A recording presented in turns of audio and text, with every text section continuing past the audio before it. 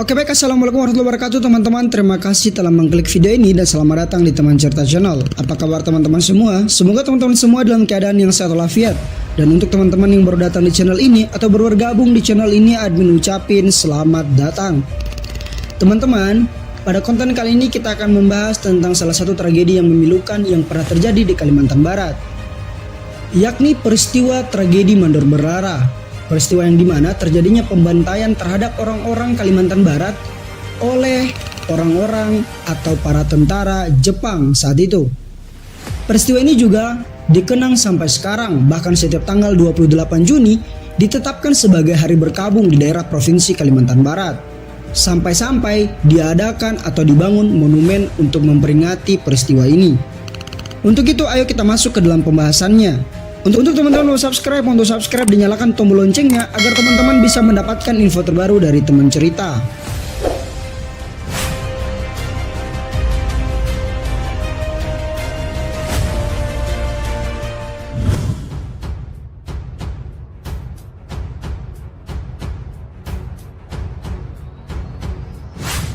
Teman-teman, akibat dari serangan dadakan yang dilakukan oleh Angkatan Laut Kekaisaran Jepang terhadap armada Pasifik Angkatan Laut Amerika Serikat yang tengah berlabuh di pangkalan Angkatan Lautnya di Hawaii pada tanggal 7 Desember tahun 1941 membuat Jepang unggul sesaat saat Perang Pasifik berlangsung. Hal ini dapat terjadi tentunya karena dua negara besar ini terlibat dalam Perang Dunia Kedua. Jepang yang saat itu sempat menguasai Asia Pasifik dan juga sebagian besar Asia Tenggara membuat Jepang ingin memperluas wilayah kekuasaannya tanpa terkecuali Indonesia saat itu. Jepang mendarat pertama kali di Indonesia pada tanggal 11 Januari tahun 1942, tepatnya di Tarakan yang dulu termaksud wilayah Kalimantan Timur. Di zaman penjajahan Jepang teman-teman, masyarakat Indonesia jauh dari kata sejahtera, bahkan penindasan, kerja paksa, serta pembantaian terjadi di mana-mana.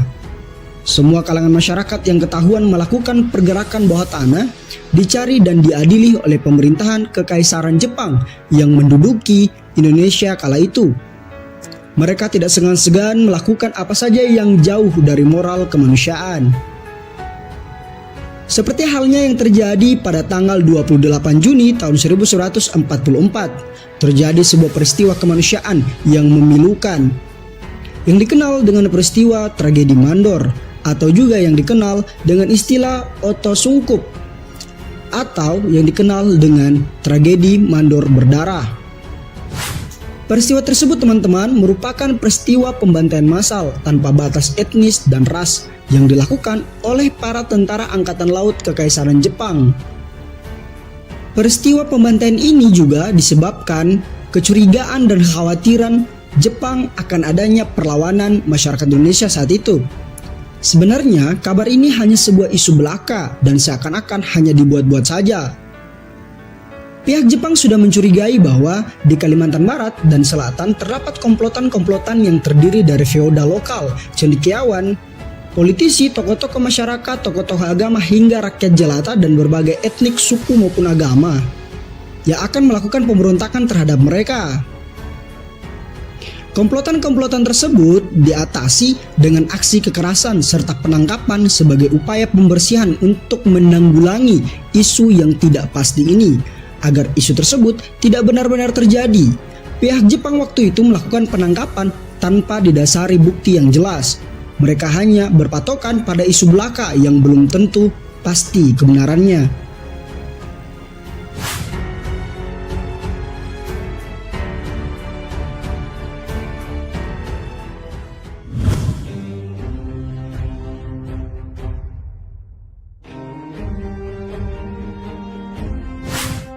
Teman-teman, peristiwa Mandor ini adalah sebuah peristiwa kelam yang pernah terjadi di Kalimantan Barat di tahun 1943 sampai tahun 1944 di daerah Mandor, Kabupaten Landak. Pada masa pendudukan Jepang, salah satu tragedi kemanusiaan terburuk ini terjadi di Indonesia. Peristiwa ini dikenal dengan peristiwa Mandor Berdarah. Pada saat itu, polisi rahasia Kaigun atau Tokeitai mendengar adanya persekongkolan pemberontakan melawan Jepang. Pada masa itu, kebencian rakyat Indonesia terhadap Jepang memang memuncak. Selama pendudukan Jepang, rakyat dipaksa bekerja, disiksa jika tidak menurut, kelaparan, hingga tak punya pakaian. Di saat yang sama, Jepang membutuhkan simpati rakyat untuk mendukung perangnya. Maka Jepang mendirikan Nishinkai, organisasi politik untuk menyalurkan ide-ide politik yang tentunya tidak mengecam Jepang. Tokoh politik dan pengusaha serta cendekiawan yang tergabung diantaranya ada J. Patiasina dan Noto Sujono. Para tokoh pergerakan ini diam-diam juga memiliki gerakan bawah tanah yang disebut dengan gerakan 69. Hal ini karena anggotanya berjumlah 69 orang. Tidak diketahui pasti siapa saja 69 orang itu. Pada tahun 1943 pemberontakan terjadi, namun bukan di Kalimantan Barat, melainkan di Kalimantan Selatan.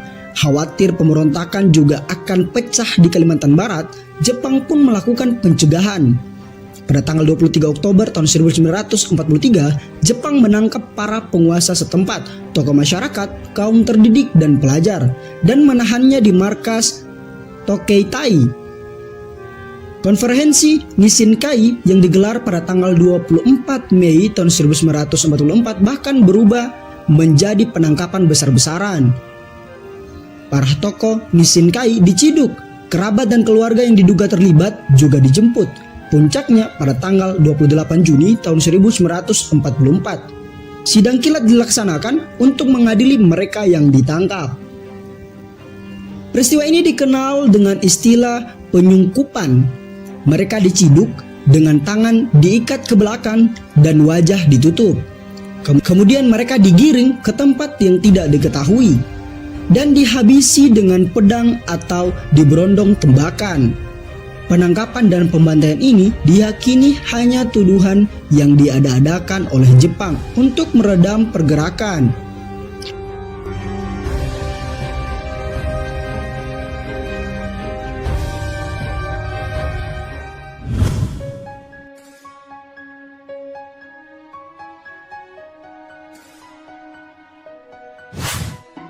Tidak disebutkan di mana eksekusi dilakukan atau di mana jenazah dimakamkan. Yang paling menyedihkan, akibat pembantaian ini dilakukan, Kalimantan Barat kehilangan satu generasi terbaiknya.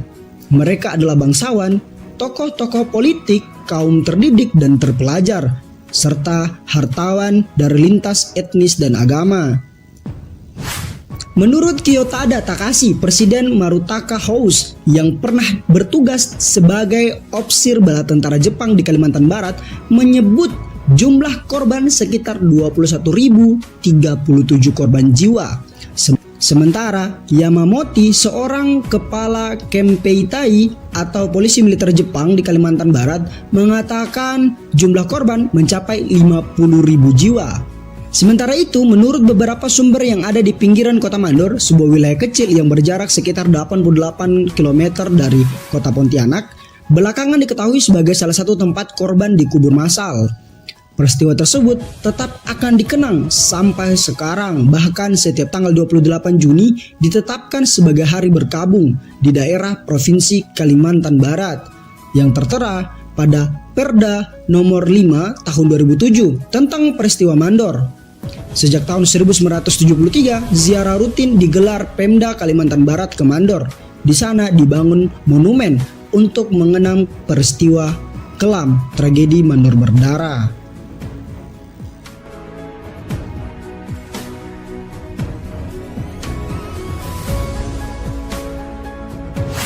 Mungkin itu saja pembahasan terkait dengan sejarah atau tragedi Mandor berdarah yang pernah terjadi di Kalimantan Barat. Dan mungkin ada penyampaian admin yang kurang dari sisi referensi dan informasinya. Teman-teman bisa komen di kolom komentar. Kita akan berdiskusi di sana. Terima kasih telah menonton video ini dan sampai jumpa di konten selanjutnya. Thank you.